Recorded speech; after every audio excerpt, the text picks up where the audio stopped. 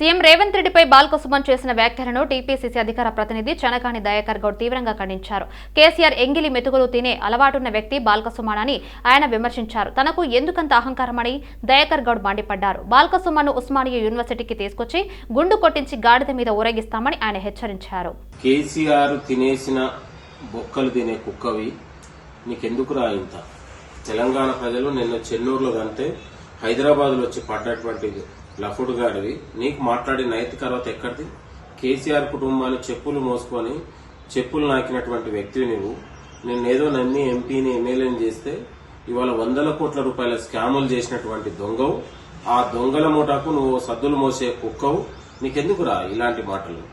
పిచ్చి పిచ్చి వేషాలు వేస్తే అరే సుమాన్, నీ తెలంగాణలో నిన్ను ఉస్మాన్ యూనివర్సిటీకి తీసుకొచ్చి మరీ నిన్ను గాడిద మీద తీసుకొచ్చి గుండు కొట్టించి ఊరేగించే రోజులు దగ్గరలో ఉన్నాయి బిడ్డ. ఇప్పటికైనా నువ్వు క్షమాపణ చెప్పి గాంధీ భవన్కు వచ్చి ముక్కు నేలకు రాయిస్తూ కొడక నువ్వు అనుకుంటున్నావేమో. ఇలాంటి పిచ్చి పిచ్చి మాటలు మాట్లాడొద్దు. నీ వెనకాల కేటీఆర్ కేసీఆర్ నేను ప్రేరేపిస్తా ఉన్నారు. ఇలాంటి చిల్లరమల్లను మాట్లాడితే తెలంగాణ సమాజం సహించదని కూడా ఈ సందర్భంగా గుర్తు చేస్తాను. తెలంగాణలో ఎంగిలి బిడ్డలు దాగి బాల్క సుమన్ ఒక బీర్లు బిర్యానీ దాగి ఇవాళ కేసీఆర్ కుటుంబానికి చెంచాగిరి చేసుకొని ఉద్యమంలో వీడు బీకింది లేదు, చేసింది లేదు. పేరుకు బాల్క సుమన్ ఒక తిట్టేటోడు మా పక్కన ఉండాలని ఎంగిల్ మెతుకులు తినేటోని పక్కన కూర్చోబెడితే వీడు మరీ రెచ్చిపోయి ఎక్కువ అయిపోయింది నీకు. కాబట్టి ఇప్పటికైనా పద్ధతి మార్చుకో.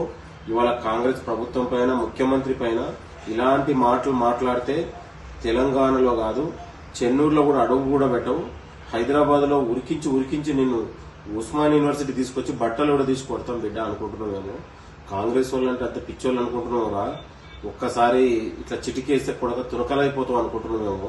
ఇలాంటి మాటలు మాట్లాడతావా? ఒక రాష్ట్ర ముఖ్యమంత్రి గారిని పట్టుకొని ఇష్టం వచ్చినట్టు మాట్లాడితే సహిస్తారు అనుకుంటున్నావు? నాకు అర్థం కాదు. ఏం మాట్లాడుతున్నావు నాకు అర్థం